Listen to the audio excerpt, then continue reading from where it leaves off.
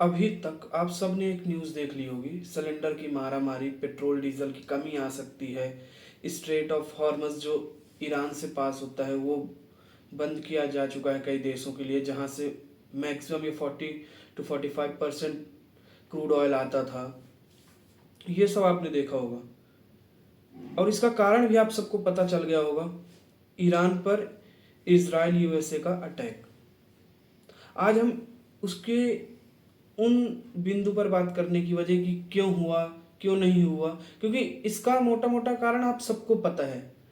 एक crude oil की लालच इसराइल द्वारा, उसी समय एप्स्टीन फाइल का रिलीज होना, इसराइल पर गठबंधन की सरकार होना, नेतन्याहू की पूर्ण बहुमत ना होना, तो अपने पॉलिटिकल करियर को चलाते रहना, ये सारी रीजंस आप जान चुके होंगे तमाम वीडियोस की बदौलत। कई आर्टिकल्स आप पढ़ चुके होंगे और रिसर्च किए होंगे, तो हर चीज़ आपके सामने आ चुका होगा। आज हम इसके उस कोर पॉइंट पर बात करने जा रहे हैं कि आखिर ऐसा हुआ क्यों। किसी देश पे अगर किसी को अटैक करना है और वहाँ रिसोर्सेज हैं, अगर ईरान पर है, तो कोई देश सक्सेस कैसे हो सकता है। तो हिंदी पर ना एक मुहावरा है, लोगोतियाँ भी बोलते हैं कि घर का वेदी लंका ढाए। ये बात सच है कि ईरान पर जो हुआ उस पर बहुत ही सूक्ष्म प्लानिंग की गई है इसराइल और यूएसए के द्वारा। लेकिन ये पॉसिबल ही नहीं हो सकता कि कोई ईरान का व्यक्ति मिला ना हो, क्योंकि जब तक घर का व्यक्ति नहीं जाएगा तब तक पॉसिबल नहीं है, क्योंकि किले के दरवाजे हमेशा अंदर से ही खुलते हैं। लेकिन ऐसा कैसे हो गया, मतलब आज जब भी यूएसए जस्टिफाई करता है या इसराइल अपने अटैक को जस्टिफाई करता है, तो वो ये थोड़े बोलता है कि मुझे वहाँ से रिसोर्सेज चाहिए थे। And to be very frank, आप जो देख रहे हैं वीडियो, आप भी जानते हैं कि ऐसा कोई जस्टिफिकेशन दे भी नहीं सकता, और देगा तो कोई मानेगा नहीं। तो उसका जस्टिफिकेशन क्या है? सोशल रिफॉर्म, कि ईरान पर हो रहे अत्याचार के खिलाफ हमने आवाज उठाई, क्योंकि वो ह्यूमैनिटी के अगेंस्ट था। किसके लिए? विमेन एम्पावरमेंट के लिए, वहाँ की महिलाओं के लिए। और हमने लगातार न्यूज़ में देखा कि वहाँ की महिलाओं का कत्ल होना, वहाँ की महिलाओं पर बंदिशें लगना, ये सारी चीज़ें धीरे धीरे माहौल बना रही थी। तो आज हम ये लड़ने की वजह कि ईरान पर जो हुआ गलत हुआ सही हुआ, देखिए, मासूम लोगों की जान नहीं जानी चाहिए किसी भी हालत में कहीं भी।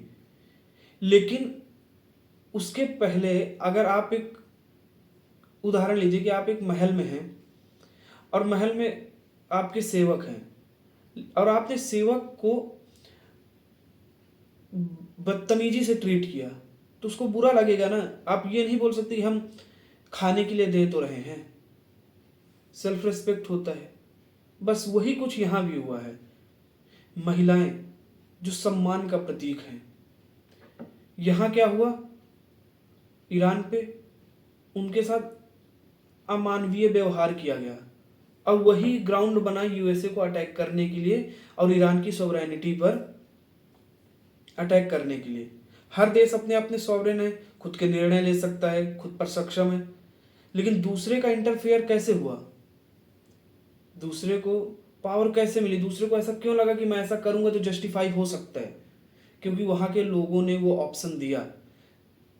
जब खेमनाई साहब की डेथ हुई, जब यूएसए ने क्लेम किया, लेटर ऑन जब ईरान ने इस बात को एक्सेप्ट किया, तो वहां के लोगों की आंखों में हमने जश्न देखा है, वीडियोस देखे हैं। क्यों? क्योंकि अत्याचार तो हो रहा था।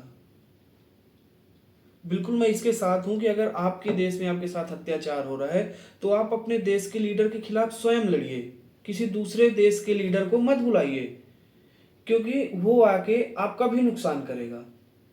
लेकिन इसके साथ साथ जिस देश पे अत्याचार हो रहा है उस देश के लीडर को भी सोचना चाहिए कि अगर हम अत्याचार करेंगे तो हम दरवाजे खुलवा लेंगे अपने महल के किसी ना किसी से। और मुझे ये नहीं समझ आ रहा कि महिलाओं का अपमान, बार बार बदतमीजी करना, आप उनको पढ़ने के लिए हक छोड़ना। देखिए, आपका रिलीजन कह सकता है कि ऐसे कपड़े पहनिए वैसे कपड़े पहनिए, लेकिन कुछ चॉइस तो महिलाओं की भी होंगी। हर चीज उन्हीं पर क्यों लाद दिया जाएगा? और कपड़े पहनने से कोई रिलीजन कैसे खतरे में आ सकता है? मतलब I have a genuine question, कैसे? चाहे भारत का कोई रिलीजन हो, मजहब हो, पंथ हो, समुदाय हो, या यूएसए का हो, ईरान का हो, इराक का हो, इसराइल का हो, कहीं का भी हो, अगर आपने फ्रीडम नहीं दिया तो आप कुछ ना कुछ भुगतेंगे लॉन्ग टर्म में, क्योंकि मनुष्य सामाजिक जानवर है। आप समझिए इस बात को, ये जो फिलॉसफी है कि मनुष्य एक सामाजिक जानवर है, तो बिल्कुल। और जानवर को बंधना अच्छा नहीं लगता। वो ठीक, आप एक समय के बाद पालतू बना लेते हैं, लेकिन फिर भी जब जानवर को छोड़ते हैं तो वो कितना खुश होता है अपने, जब बंधन से मुक्त होता है थोड़ी देर के लिए, चाहे वो ग्रेजिंग के लिए जाए, चरने के लिए कहीं जाए या कुछ हो। बस वही हालत आप क्या करते हैं, आप उनको बंधन में, और मतलब महिलाओं को बंधन में कैसे डाल सकते हैं? ये आपकी पावरफुल नहीं, कमजोर होने की निशानी है। कोई भी शक्तिशाली व्यक्ति पूरी दुनिया में अपनी महिलाओं को दबा कर नहीं रख सकता। आप जो भी वीडियो देख रहे हैं, आप सोचिए, यूएसए के प्रेसिडेंट को लीजिए, ट्रंप को लीजिए, ट्रंप के घर में किसी भी महिला को लीजिए, उसकी बहन को लीजिए, उसकी बेटी को लीजिए, उसकी पत्नी को लीजिए, उनको दबकर रहने की आवश्यकता है क्या? वो कैसे कपड़े पहनेंगी ये समाज नहीं तय करेगा, ये वो खुद तय करेंगी। क्यों? क्योंकि ट्रंप शक्तिशाली है। परंतु एक किसी छोटे से गांव पर आकर देखिए, किसी एक ऐसे व्यक्ति को जो बहुत कमजोर है, उसकी बीवी वैसा करेगी जैसा समाज चाहेगा, जैसा समाज कपड़े पहनाना चाहेगा। क्यों? क्योंकि उसका पति कमजोर है। तो जब आपके समाज की औरतें दबकर रहती हैं, तो वो इनडायरेक्टली आप पर लांछन लग रहा होता है, आप पर सवाल उठ रहे होते हैं कि आप कितने कमजोर प्रवृत्ति के व्यक्ति हैं कि आपकी पत्नियों को या आपके घर की बेटियों को दबकर रहना पड़ रहा है। उदाहरण के लीजिए लीजिए क्या लगता है आपको?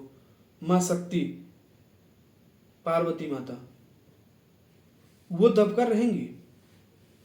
उनके साथ कोई बदतमीजी करके देखे, शिव जी को तीसरी आंख खोलना है। शिव जी कभी बोलते हैं माता पार्वती को कि यहाँ मत जाना, वहां मत जाना, मुझसे पूछे बिना उससे बात मत करना। अरे जो करना है करो, पूरा दुनिया तुम्हारा है, पूरा ब्रह्मांड तुम्हारा है, जो गैलेक्सीज है हर चीज तुम्हारी है, जो करो। और कोई बदतमीजी करेगा तो बताना, एक त्रिशूल है मेरे पास और तीसरी आंख है। और फिर भी नहीं हुआ तो विष्णु जैसा दोस्त है।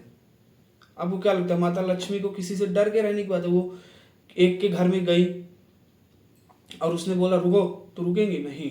क्यों? क्योंकि उनको पता है कि अगर मेरे से बदतमीजी हुई तो विष्णु जी देख लेंगे। इसका सूक्ष्म दर्शन आप समझने का प्रयास कर रहे हैं। ये यही समझा रहे हैं कि शक्तिशाली आदमी कभी भी अपने घर की औरतों पर कंट्रोल नहीं लगाएगा, जैसा कि ईरान ने किया।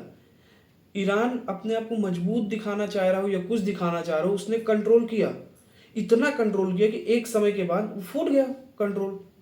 क्योंकि आप कमजोर थे ना। कमजोर नहीं होते, आप फ्री रहने देते, आप जाइए जहां आपको सोसाइटी में जैसे रहना है, जिए खाइए। और मतलब औरत कमजोर कैसे हो सकती है? आपके दबाव में कैसे रह सकती है? जो दुनिया की जननी है, जिसके कारण से मैं बोल रहा हूं, आप सुन रहे हैं, ये दुनिया चल रही है, जब वो इतना जनने का काम कर सकती है तो वो कमजोर कैसे हो सकती है? कमजोर बनाता है समाज। और फिर जो औरतों को दबाएगा समाज, कमजोर बनाते बनाते, वो समाज के उस दृश्य को दर्शाते कि वो समाज एक्चुअल में कितना कमजोर है। आप अपने भारत के इतिहास लीजिए, किसी भी पुराने समय में जाइए, गार्गी, अपाला जैसे स्त्रियां हुई हैं हमारे यहाँ जो शिक्षा के मार्ग पर, उन पर तो कभी नहीं किसी ने कंट्रोल किया, क्योंकि भारत तब प्रखर मजबूत था। लेकिन आज के समय पर देखिए, हम रूढ़िवादी सोच देखते हैं, महिलाओं के सर पर घूंघट देखते हैं। क्या लगता है, आपने कभी मुकेश अंबानी के घर की औरतों पर देखा घूंघट डालते हुए? क्यों? क्योंकि वो मजबूत है। लेकिन गांव पर जाइए और सबसे कमजोर व्यक्ति का घर चुनिए, और जब वो कमजोर व्यक्ति जो अपने घर के लिए मजबूत है, वो जब घर के अंदर घुसेगा तो और उसके घर की औरतें घूंघट करेंगी। ये क्या है? ये कमजोरी दिखा रही कि आप कितने कमजोर हो। उसी गांव पर एक सरपंच का घर लीजिए जिसे आप मजबूत मानते हो, उसकी घर की औरतें बाहर निकलेंगी और बढ़ चढ़कर बोलेंगी, समाज पर आवाज बनेंगी, महिलाओं की आवाज बनेंगी, मुद्दे पर बात करेंगी। क्यों? क्योंकि सरपंच उस गांव पर मजबूत है। परंतु उसी सरपंच को वोट देने वाले सबसे कमजोर तबके व्यक्ति को जाकर देखिए तो उसके घर की औरतें नहीं निकलेंगी। वो समाज के मुद्दे पर तो छोड़िए, वो घर के मुद्दे पर बात नहीं करेंगी। तो आज हमें इस बात को समझना होगा कि हम किसी भी अपने मन से अगर कोई व्यक्ति दबकर रहना चाह रहा है, अगर किसी को घूंघट करना है किसी के सम्मान में, और वो खुद की मर्जी से करना चाह रही है औरत, तो शी इज फ्री, करने दीजिए। लेकिन उस करने में भी उसको ये नहीं होना चाहिए, ये अपराध बोध का कारण नहीं होना चाहिए कि मैं घूंघट नहीं करूंगी तो मुझे समाज से इनडायरेक्टली बहिष्कृत किया जाएगा। मतलब सामने तो लोग बोलेंगे ठीक है, लेकिन पीठ पीछे बहिष्कृत कर रहे होंगे। उसके मन में ये विचार नहीं होना चाहिए। वो खुद से कर रही हो, वो साथ में संस्कृत के अगर 40 श्लोक बोल सकती है, तो इंग्लिश में जाकर वो ह्यूमन में अगर खुद को प्रेजेंट कर सकती है, उसके बाद वो घूंघट कर रही है, तो ये दिखाता है कि वो अपनी मर्जी से घूंघट कर रही है। लेकिन अगर उसे हिंदी के अक्षर पढ़ने नहीं आ रहे हैं और वो ये इसके बाद बोलती है कि हिंदी के अक्षर, या जिस परिवेश में वो पली बढ़ी है वहाँ की भाषा के किसी अक्षर पर कोई किताब नहीं पढ़ पा रही है, इसके बाद वो बोलती है कि मैं घूंघट कर रही हूँ या पुरुषों को देखकर मैं छिप जा रही हूँ, और इसका नाम वो औरत खुद से दे रही कि मैं सम्मान में नहीं। एक्चुअली में उसने सम्मान का मतलब समझा ही नहीं है कभी। बस यही बात पर, यही बिंदु पर हर देश को भी सोचना है। चाहे ईरान हो, ईरान ने अगर ये गलती नहीं की होती, जिन महिलाओं ने प्रखर आवाज बनकर एक मौका दिया ट्रंप के लिए अटैक करने के लिए, और ट्रंप जस्टिफाई कर पा रहे उसको वर्ल्ड लेवल पे कि हाँ हमने किया क्योंकि वहां की महिलाओं को स्वतंत्र कराना था। अगर यही चीज महिलाएं अपने देश में चल रहे रिजीम के खिलाफ लड़ती या शुरुआत में ही लड़ जाती, तो आज ये नौबत नहीं आती। तो क्या ये बात जस्टिफाई हो गई कि ट्रंप ने किया, औरतों ने गलत किया? नहीं, ये बात जस्टिफाई कतई नहीं होती है। और इस बात से एक बात और सीखनी है, उन औरतों से भी ये सवाल होना चाहिए कि आपने रिजीम चेंज करने के खिलाफ आंदोलन किया, आप खेमनाई साहब की मौत के बाद जश्न मनाया आप लोगों ने, ट्रंप ने अटैक किया, ट्रंप को तो रिसोर्सेस मिल जाएंगे एक समय के बाद, आपको क्या मिलेगा? आपकी आज़ादी क्या सच में आज़ादी होगी? अगर ऐसा है तो अफ्रीका के देशों में क्यों नहीं है आज़ादी? वहां अभी कई देशों पर बिजली का प्रबंध नहीं है, तो आपको क्या लगता है दूसरे देश का राजा आकर आपके देश में प्रबंध करेगा?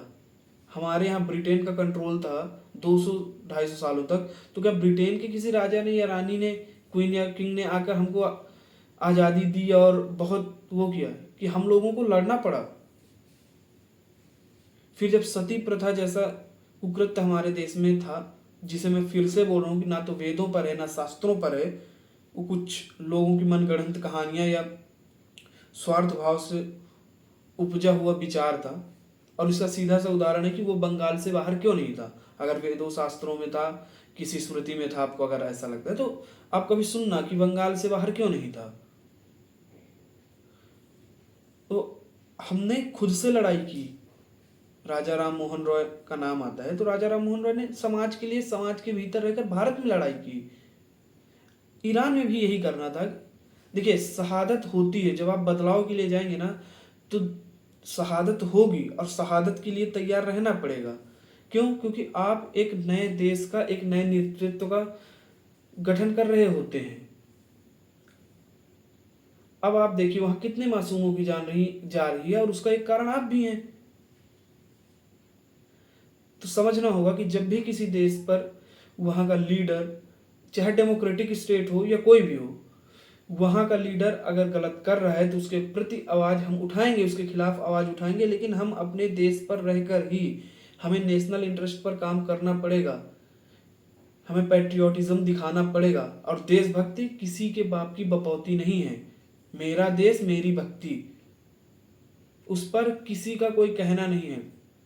तो अगर मेरे देश पर कुछ गलत होगा तो मैं बोलूँगा, आवाज़ बनूंगा या बनूंगी, लेकिन उसके लिए मैं किसी तीसरे देश को नहीं बुलाने वाली या चौथे देश को या बुलाने वाला।